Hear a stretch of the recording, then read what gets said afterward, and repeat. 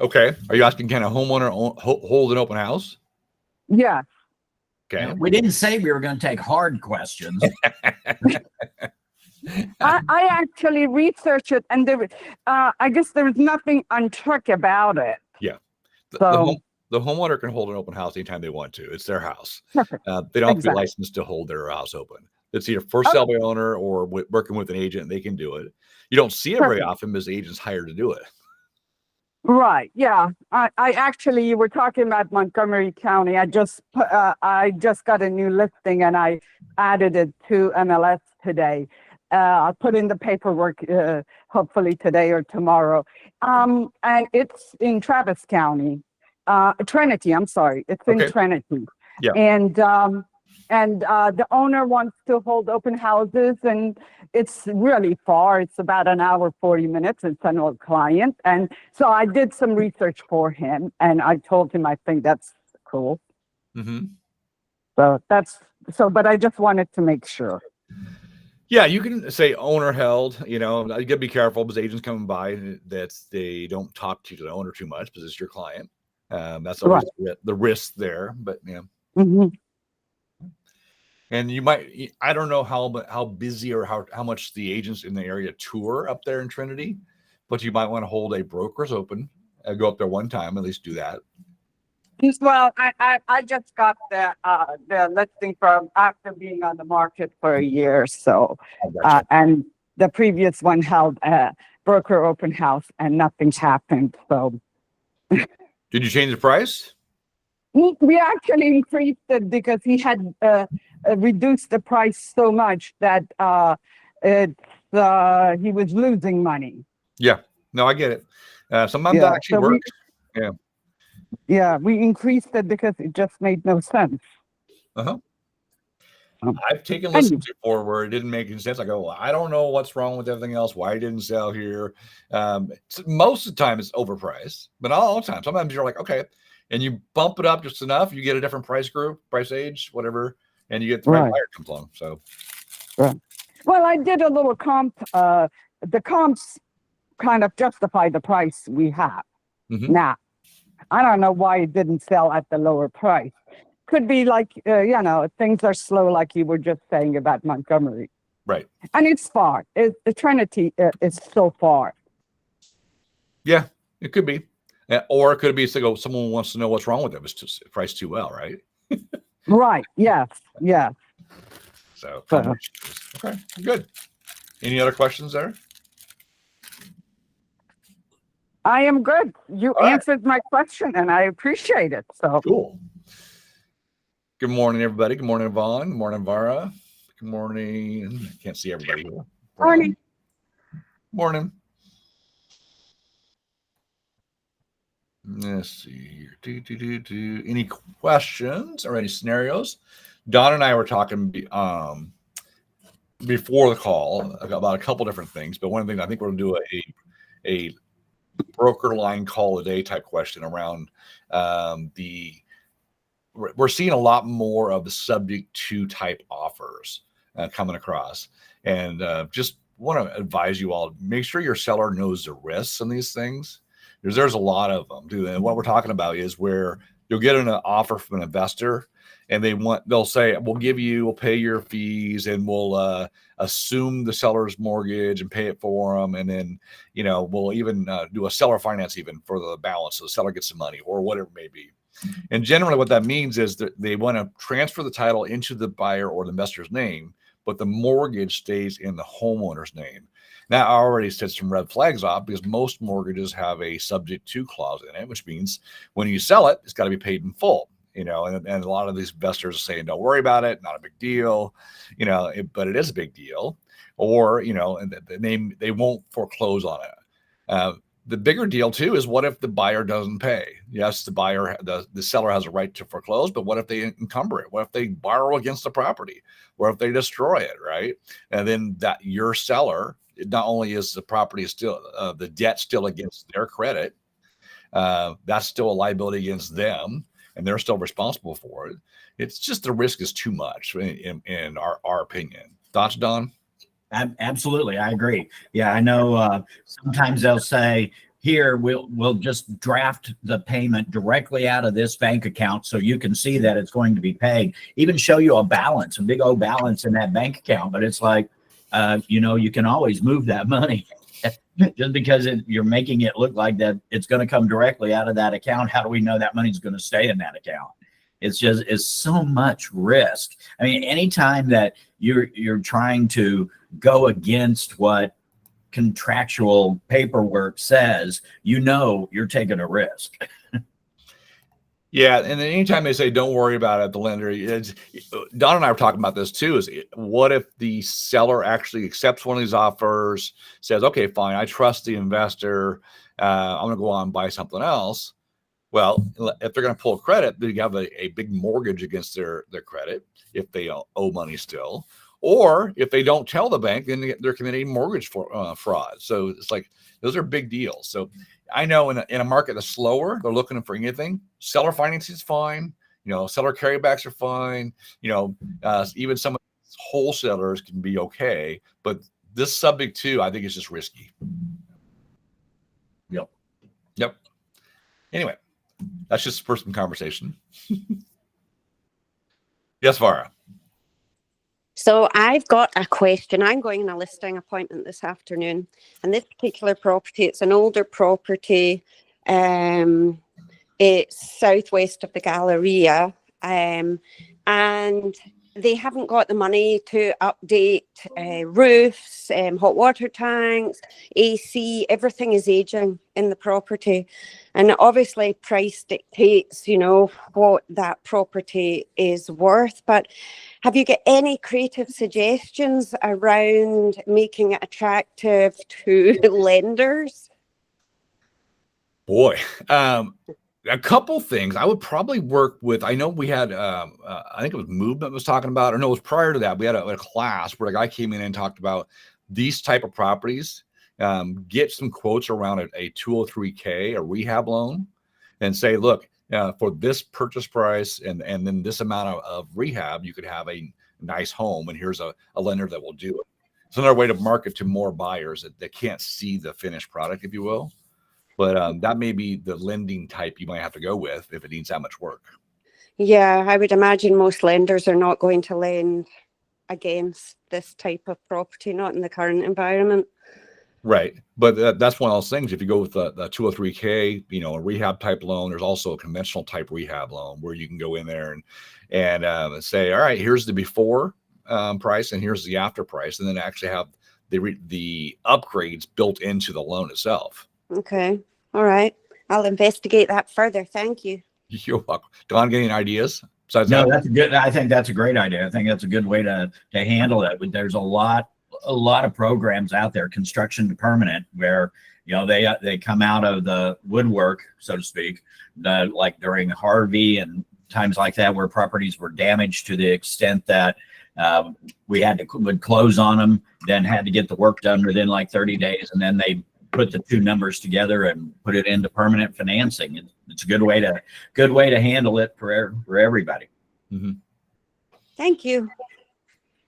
I've done a few of those. Those aren't bad, honestly. They work out pretty good. So they end up getting a decent price for the house, and they get it fixed up too. So yeah. That's the secret on that is making sure that you get it at the right price. I mean, if you're a buyer, make sure you get it at the right price where there's enough money, because when they do the appraisal is based on if it were in good condition. And so the amount of money you've got to work with is the difference between what you acquire the property for and what that appraised value is going to be in good condition. So that gap is how much money you've got to work with to do the repairs that need to be done. So the whole thing centers around being able to get it at the right price from the very start. And therein lies a challenge, Don, because obviously they don't want to sell at the right price. Yeah. You could always say that to the sellers, obviously they have a choice. They don't have money to invest in the property. Obviously they did. They could get more for top dollar for it in the market or closer to that. And there's options of having the work done and paid for at closing. That's a risk as well, because if they don't sell it, then they have a debt to the contractors, then lien on the property. It liens on the property and everything else. But that's another conversation. right? Or try this, where we're appealing to a buyer that can get a rehab type loan to get what they want, and knowing that we might get a lower than market offer, but an offer is an offer, and we can negotiate from there. They always have the power to say no. So yeah. All right. I've gone actually pre-listing. I have gone to a couple of those, like We Buy Ugly Houses people, and we've got really low ball offers on that. But that was really good to set expectations with the sellers. that's smart, actually. It really is. Here's what the market or the investor pool, if you will pay for it. So now if we get it, I always love the question, and Don's probably got his own method too, is I always have sellers that, well, I don't want to give it away. And I go, so what number would be giving it away? And then if they can give you a number, you're like, so anything above that is good. They go like, well, yeah, okay, good. But usually you pin them down to a number. What's giving it away? We won't do that. Okay, that's a good tactic too. I like that. Because oftentimes you may think it's something different than they do, but if they're like, no, well, this, and sometimes it's not that bad. Be like, okay, good. But above that, we're good. This range between the list price and this price, yeah. So, okay, thank you. You're welcome. All right. Oh, at least you opened it up. Got another question? Don, what else were we talking about? Oh, what else did we talk about? The subject 2 was that was the big one. Yeah. Oh, the article that I posted an article in Facebook a little while ago that was in Yahoo Finance that identified 5 markets in the United States where properties appear to be losing value, where sales prices are coming down, and Houston was one of them. Yeah. Over the last 4 weeks, you said, right? Yeah, over the last 4 weeks, year over year, a drop of 2.8% is what it showed. So it may be the beginning of something, but just because it happened one time doesn't mean that sound the alarm. We're not there yet. Right. But good market data for Vara on her listing, right? Absolutely. Yep. So, yeah, exactly. Yeah. Knowing your market, knowing where we're at currently, that's always part of it. It's always funny. The things you can't control, but you need to know about, obviously, are location, market, right? What the conditions of the economy is. And then you can, the things you can't control, exposure, price, and condition, right? That's generally what it is. So then you work on those. So based on what we know about this hits us a range. And now based on the other conditions, let's see what we can do. Right? So, morning, Catherine. Morning, Lily. And only control what you can control. Mm-hmm. Good morning. Morning. All right. Who's up next? Mr. Bill, you got a question? He's like, nope. Good morning. So, Marty, I was going to give you a follow-up on yesterday's question. Sure. Right down to the very last minute, like 10 o'clock last night, I'm like, hey, guys, have your buyers been approved yet? And they finally came back and said yes. It was like, oh, my goodness. Yeah. Vara was at her buyers. She worked for the sellers, and the buyers wanted a 1-day extension on their financing approval, on their third-party financing day. And Vara was worried about that they might use that to terminate, right? If they don't get approved. I go, yeah, but you want to sell. You don't want the earnest money. I mean, it's probably a good risk to take. And so I'm glad it worked out. I hate to have you say, nope, they didn't. They terminated. Yeah, well, I think the big flag for me was that they were waiting on an IRS document to be approved. The IRS had thrown it back to them. So I was like, oh no, something's not going to go well here. Yeah, and it could be a lien. It could be could have been who knows? It was all to do with their income and their taxable income and what was recorded at the IRS. So if they're a realtor or business owner, then they don't make much money, right?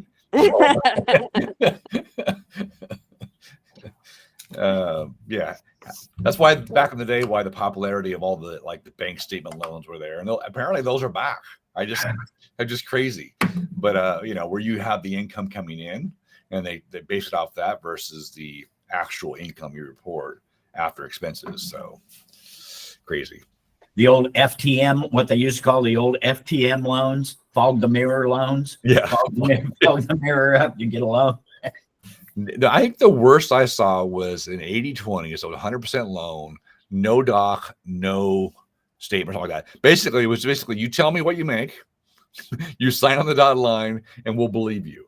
It was like no doc, no, whatever. You didn't have to prove anything. That was even some of those old bank statement loans. It's like if you had $20,000 and you put it in the bank this month and start drawing it out little by little and get to the end of the month and take that same $20,000 and put it in next month and do the same thing and then do it again the third month, and then 3 months worth of bank statements, it's like you're putting in $20,000 a month. And they would just look at it that way. They wouldn't look at the withdrawal side of, taking the money out. It was just absolutely crazy. Of course, that's why we ended up with the subprime real estate mess. Right.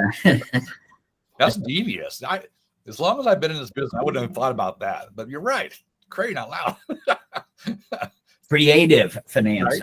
Creative financing. But pretty much if you wanted to get a loan, you can get a loan. So yes, Catherine. I was just going to say I had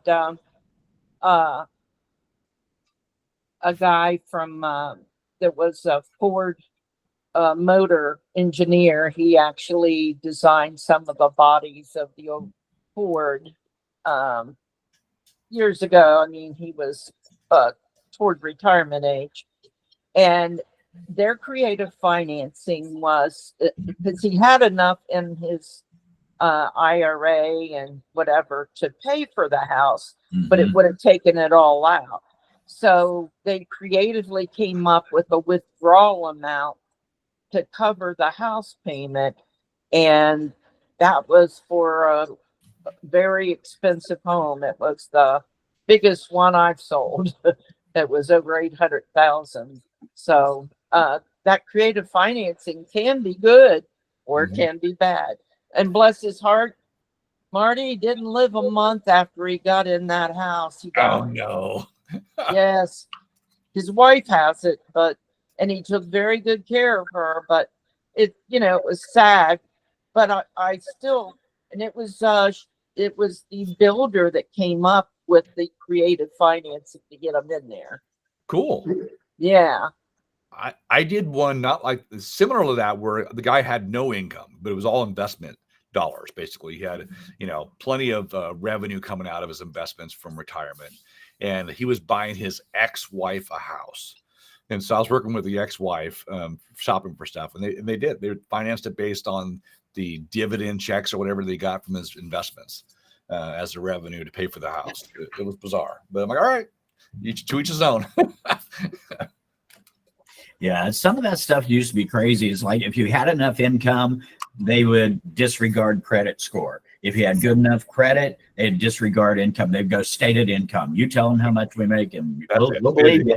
We'll trust you. I make $15,000 a month, but you mow lawns. Okay, you're good. Yeah, they're big lawns. Yeah, right. That. Yep, you qualify. Okay. Yeah. Yes, Michael. So, good morning, everyone. I had a quick question. The seller of my house, his English is not good, so we have a little bit of an issue of miscommunication there. And the option period, I have extended it twice already, and it ends today.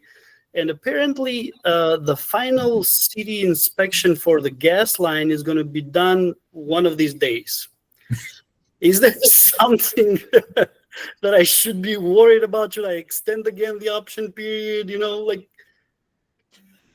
Right? It's a little bit controversial. I'm like, what can go wrong? or everything could go wrong. Sometimes you got to look at the options. What's the other option? Other than giving them the time necessary to find out, what's the other option? If you don't give them the amount of time, what are they going to do? They're going to walk away, and you're going to start from scratch, and you're going to run into it all over again. You know, Yeah. a lot of times we know the answer. A lot of times on these things, we know what the answer is. We just hate to go there. But when you start looking at the alternatives, it's like, yeah, I kind of painted into a corner here. I don't like it, but I know I got to do it. We are supposed to close in 2 weeks, like on the 18th. And the thing is that we were under the impression, even the other agent was under the impression that, the final inspection from the city was already done. But because she doesn't speak Spanish and, Yeah, a couple things. For one, the option period is for the buyer to do due diligence, right? This is one of those things where the seller is supposed to do this part of their delivery of the completion of the house, right? You'd almost want to do an amendment saying, seller, this has got to be done prior to a week before, whatever it is, for closing, and separate from the option, because the option period really is for your chance to figure out, is this a property you want to buy, right? So that regard, the problem too, in many cases, some jurisdictions, and most, not Houston, of course, you have a certificate of occupancy, right? Where they can't get it unless they pass all the inspections. They don't have that in Houston. So we don't have that protection. So the seller could deliver it to you without that. And we don't want that. So I think if you're worried about it, I'd probably do an amendment. Don, what do you think? Yeah, probably. Is this a cash deal or is it financed? Financed. Because a lender probably wouldn't loan on it if it's not going to pass, if it's not going to get through that. And even if the lender didn't know about it, probably just telling them about it would probably, and that would have nothing to do with the option period or even anything to do with the financing period of time, because this is the property not qualifying, not the buyer. Right. And then the property, obviously part of that gives you 3 days prior to closing too. So you just got that deadline you got to watch out for. Yeah. Do it before that. What was that deadline? Sorry. 3 days prior to closing. And you have to do it because what happens oftentimes when the property is not approved, agents will try to terminate, but it's too late. It's got to be 3 days prior to.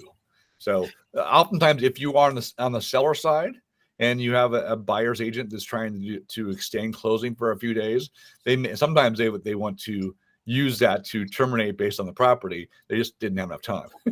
I've seen that several times. But that's where knowing the contract comes in really handy, because we had somebody who was in that situation where, well, it's not going to qualify. Property's not going to qualify.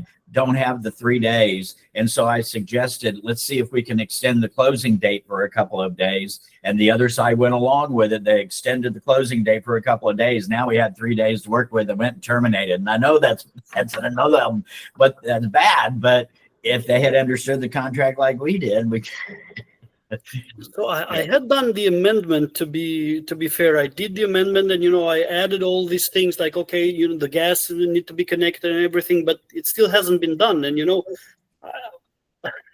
yeah, well, that's one of those contractual things. If they haven't done it right, then you can actually say, well, we need to extend closing until it's done. It's we're not going to close on a property where this isn't completed. You don't have gas to the property and so forth.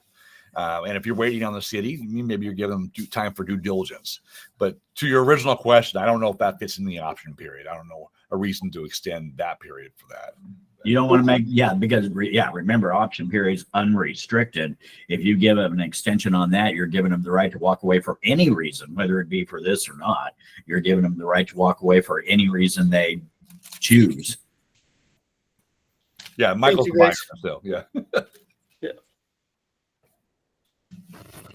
Good question.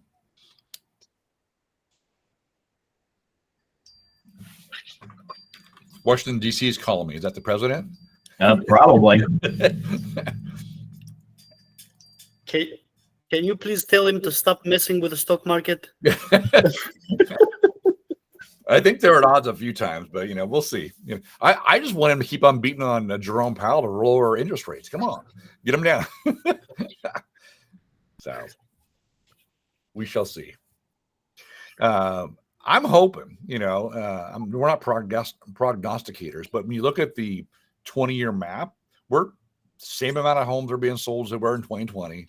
Interest rates are fairly close, before the big dip and the big bleep between 2020, 21, 22, it's all kind of normal. So it's a normalized market. So I think even if it drops into the high fives, I think we're going to see a lot of activity. So yeah, I think, definitely open it up. Did you see that article about from Ted Jones. And I love Ted Jones. You know, he's been around forever. He's a great economist, and especially when it comes to real estate. And he's always been the chief economist for Stewart Title and them. He said something the other day that really made me scratch my head. And he said, "Are you looking for a normal market?" Well, we are now in a normal market. And the basis he used for comparison was 2019. He said that in 2019, the number of sales transactions that we had in Houston for the year was 85,000.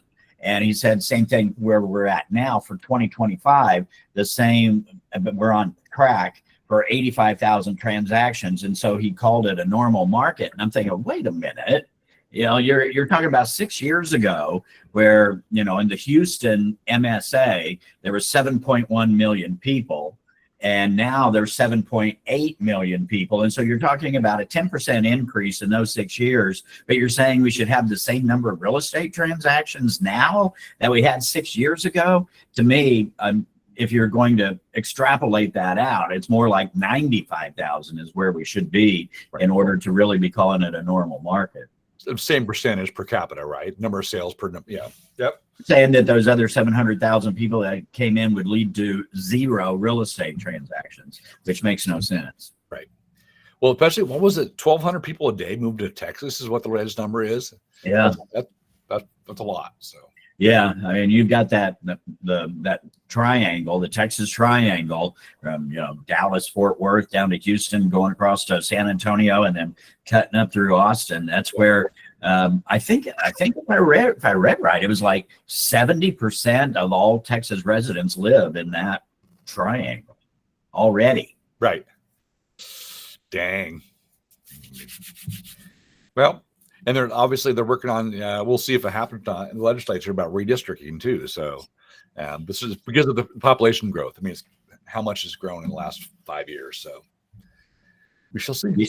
Yeah, it might get to the point where we have more representation, more representatives in Congress. Yeah. When we have more senators, we might have more representatives. Yeah. They said that we could pick up as many as 5 seats, which is incredible. So yeah. So that's a big move. Yeah, it is. Any other real estate questions? Yvonne, I know you're killing it out there, right? You specifically asked about real estate. Why are we going to switch to relationship questions? Right. Now? And then business, and we're talking about the stock market. We said Dr. Phil, so I love that. You saw, I put that in yesterday. You saw that? I laughed. That was funny. Although in our business, we are all things, right? We're financial counselors, we're marriage counselors, we're, you know, babysitters, we're interior decorators. Yeah. That is true. We wear so many different hats. I've always said that a lot of times that when we get our real estate license, they should also give us a license to do dentistry, because sometimes these transactions are like pulling teeth. I like that. But there probably should be a little bit more training around dealing with people. Honestly, there's been divorce and marriage and kids and transition we deal with, and any kind of change is stressful anyway.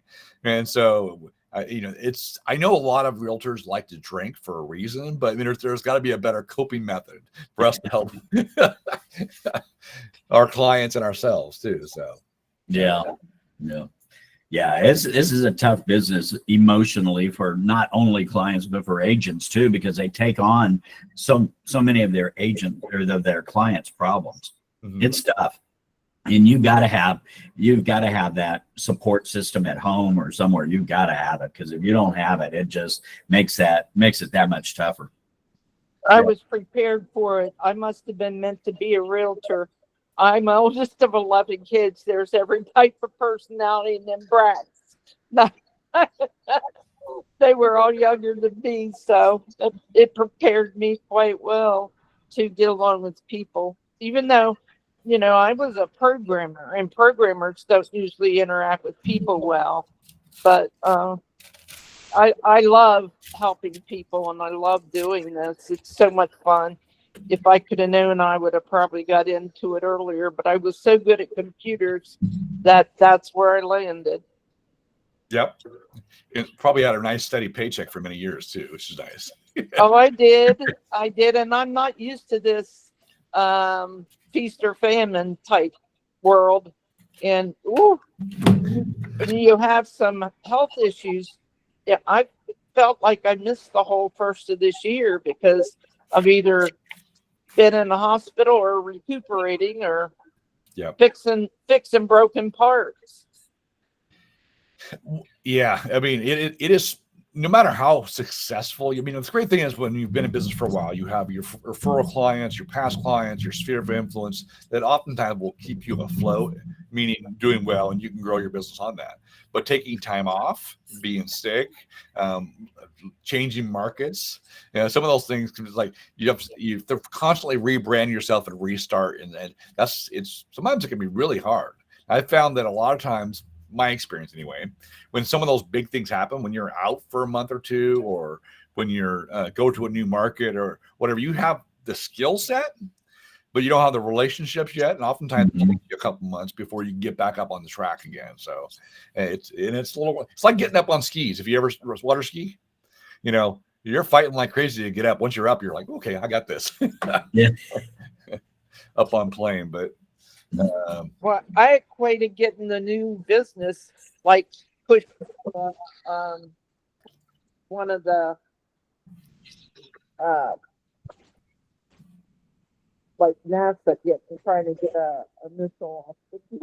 There you go. Yeah, all the power it takes to get it up. Yep.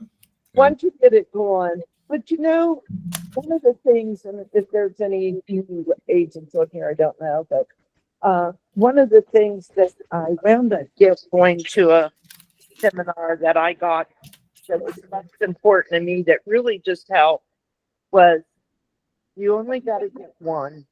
You got to get before the one at a time. And if somebody's looking to buy a house, if you're there in front of them, you're going to be the one to get it, or at least the option to try. So make the most of it. Treat them like they're your family and do it. Yeah, 100%. I think there's a lot of, especially when you're newer, but I don't know, I'll just say it across the board, we miss a lot of opportunities when we're not aware of it. We're not ready for it. To your point, there's just about every person we meet at some point in time is going to need real estate help. They may know 17 different agents, but if you're present, consistent, and there at the right time, like Catherine says, they'll probably use you.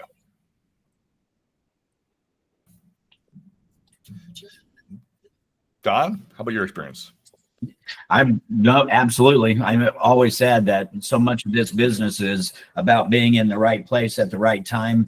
What's nice about technology is that it helps you be in more places at more often than what you can do on your own, and really need to dig into that and take advantage of it. But it's out of sight, out of mind. If you don't stay in front of them, and people, one of the things that I've really found is that I think a lot of agents shy away from contact because they feel like, I don't want to pester them. I don't want to make them feel like that I'm intruding all the time. But my experience has been that they can handle a lot more of that than what we think, that we're the ones who back off probably more than we should, that they can handle it. And people aren't shy. If they feel like you're contacting them too much, they'll let you know.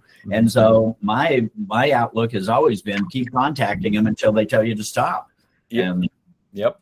I've had we've all had a mistake. Been in business more than a couple of years. You've all made the mistake of where you're like, you get busy and you forget, and then you follow up and it's been 6 months or it's been a year or whatever. And you're like, oh, wow. And for you, it's like yesterday you sold them a house, but for them, they haven't heard from me in a year. So you can reestablish those relationships and say, sorry, I meant to keep in contact. But what I've liked to do personally is like my listing appointments. I set the expectation. Hey, on the listing and seller, I'm going to call you every week, give you an update on Friday at this time. Every other Friday, we're talking about price. And then when we close the deal, I said, once a month, you're getting a letter from me. I'm going to be following up with you on a regular basis, but I want to stay in contact. We built a relationship here. I want to be your go-to source for real estate as well, and any of your friends and family. So don't be surprised when I call you or stop by or whatever. And then again, you have to do it. But then it reminds you and them to do it, and that they're like not surprised. Oh, this is part of your business. This is what you do. You stay in contact. It's a huge deal. I think I've lost probably tens of thousands or 50,000, 100,000, whatever dollars from not following up when I should. Yeah, you don't want to think about how much that is. Yeah, right.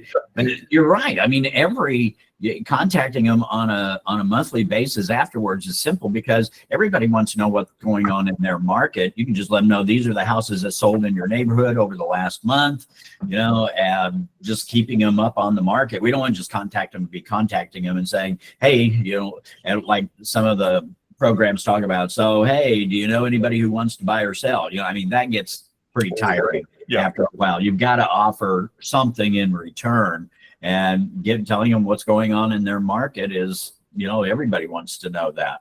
Mm-hmm. Yeah. Hey, Mr. Bill, you got a question? Yes, sir.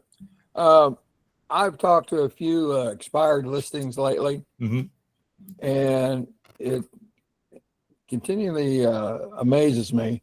People ask, well, who is HomeSmart? I mean, they pick up on EXP, they pick up on Real, and they say, who is HomeSmart?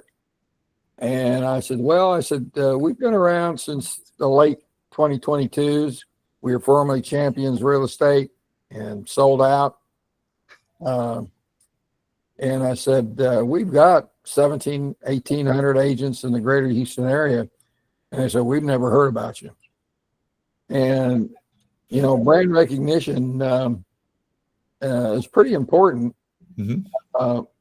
What is HomeSmart trying to do, or what can we do to be more out in front with general public?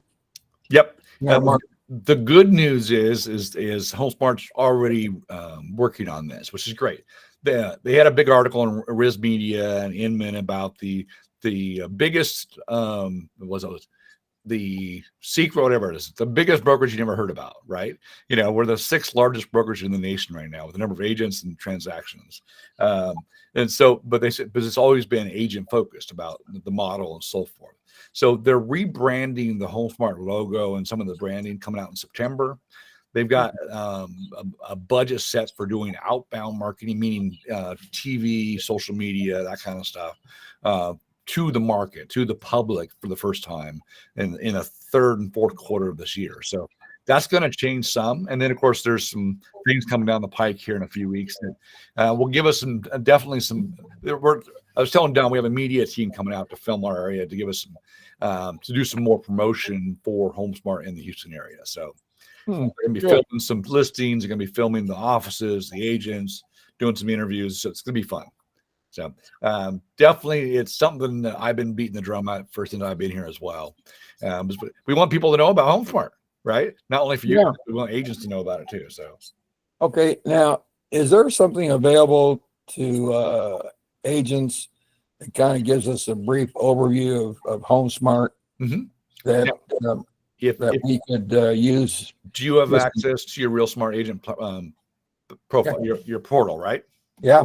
Click into marketing and click on the Marketing Design Center and go in there, and you'll have all of the, social media posts. You'll have some newsletter stuff.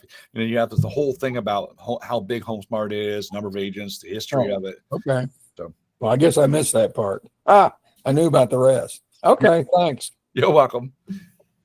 So has anybody ever seen even on a national level or a local level, a TV commercial or an advertisement of any sort for EXP?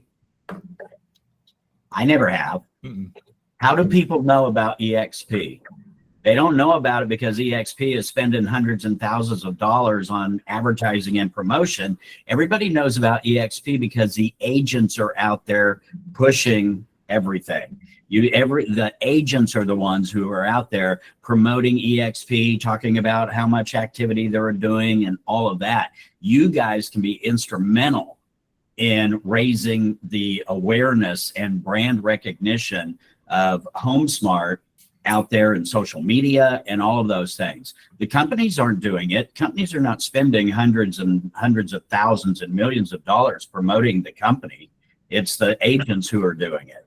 And that's where the vast majority of that brand recognition comes from. It also comes from yard signs and things like that, but it really comes from the agents out there who are putting information out there. They're offering help and all of that stuff that you see. I mean, every time you look on Facebook or any social media, you see those agents out there constantly promoting what they're doing. And you know, a lot of times it almost looks like bragging, but in this world, in this market, that's exactly the way that it is. You've got to get out there and let people know what are going on. I mean, yeah, the agents rely on the company for brand recognition, but the company also relies on agents to get out there and do the same thing. Yep, you got to be seen. You know, you can't be a secret agent. And so part of that too is who you are, how you represent us, and we represent you as well. That's good. You're right. I mean, it's shocking that there is as little recognition as there is when you're talking about a company that has what in Texas now well over 2,000 agents. Mm-hmm. The recognition should be greater than it is. But yeah, it does sound like that the company is starting to do some things to raise that awareness, which is good. Yep, but you're right. Agents, from what I know. Yes. Sorry, Marty. They used to have a share revenue program, right? So they were trying to pump the stock. So that's what made them, you know, work so much for the brand. Both Keller Williams and EXP, that's kind of their main emphasis is it's almost like that, hey, Michael, come on board, then you recruit a bunch of agents, then you'll get a piece of the pie from what they make, the rev share, right? You know, and it's a selling piece, but over time you're like, all right. Not an MLM. No, but yeah. Their share 2 years ago, Marty, went up to like $150, and right now it's like, you know, it dipped. I don't know what it is, like $10 or something like that. Wow. All right. Okay. Yeah, all the real estate stocks have taken a big hit. Yeah. I know what the settlement was for like NAR and a bunch of different big brokerages, but I'm curious if you take it all of them to mine, how much that was. It's got to be some insane number, honestly. You know, that's came out of basically it off the top, the profit margins for all the companies, you know, probably affected it. So. Okay. I saw that I can't remember which company it was, but one of the companies that just had their earnings call, talked about how much their loss was. And the primary reason for their loss was the check they had to write for their share of the settlement, how many millions it was. Yeah. Man, first of all, I would love to be in a position to be able to write a check that big. Yeah. Yes, Michael. Oh, he's freezing a bit. Okay. Yeah. Anybody else? Lily got a question. Yvonne got a question. Is Don talking? Anything you guys are wondering about? Okay. I think Michael, your connection's kind of cutting in and out, Michael. So I was wondering, has anybody seen the new act that is being passed and it's due to come out in January, which will allow us to show houses to people without a buyer's rep agreement in place?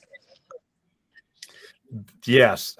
We talked about this. They had a legislative update on it. Trek is working on a showing form, if you will, because of all the Zillow stuff and all the stuff with the 1507 in the long form. Mm-hmm. So they're going to do a 14-day showing agreement, basically. And then you have to have a buyer's agreement after that. Mm-hmm. So, you know, we'll see when they get more details when it rolls out with the form, but that's what they're dealing.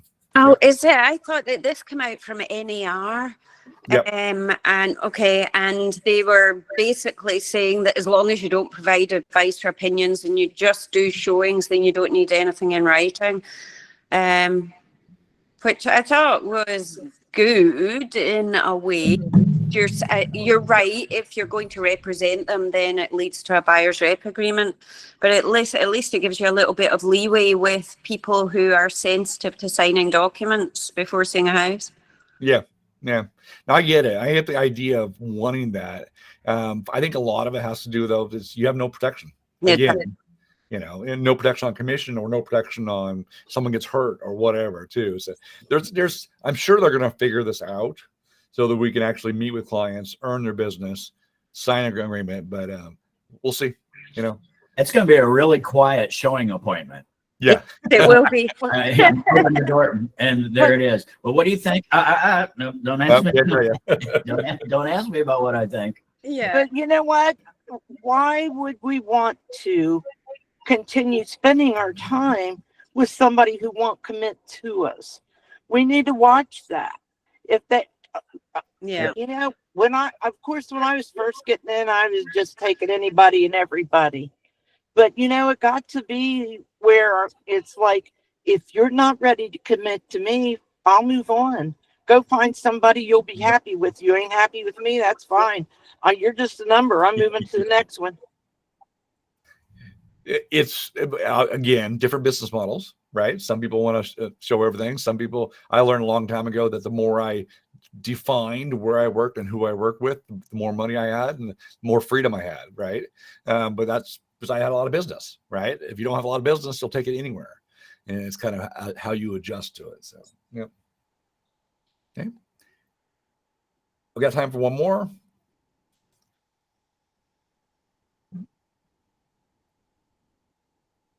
Any party words, Don? I was going to say, if everybody would do it, if everybody would do exactly what they're talking about and not agree, not go out and just show, either you sign with me or we don't go. If everybody would do that, then it would have to happen. Mm-hmm. You know, it just, as long as you've got that one person out there who's willing to take the other route, it just makes it difficult for everybody. Mm.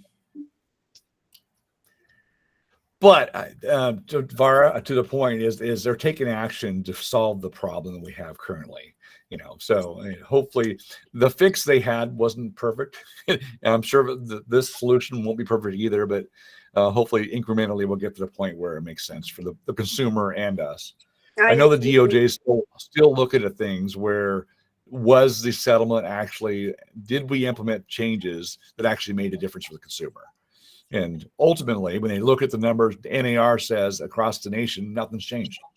Yeah. We've got more work, more exposure, but nothing's changed. Yeah. Okay. All right. That's not true though, Marty, because as a buyer agent, you got to fight harder to get your money now. Yeah. I'm sorry, it's the way it is. Yeah, no, 100%. But as far as the amount of money buyers agents have getting across the nation, there's been little to no change when it comes to that. They expected that there would not be a downward pressure on buyer agent compensation, and it really hasn't been yet. So even with all the changes, so you know that of course that helps NAR and their talking points. So we shall see how it goes next year. And this year as well. Yep. Let me stop the recording. This is when the best questions come in. You stop recording.